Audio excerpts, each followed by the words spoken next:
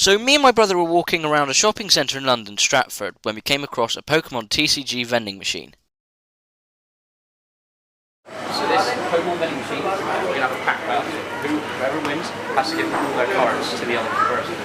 When sorry, I got the wrong pack. One idiot, man. Alright, my turn.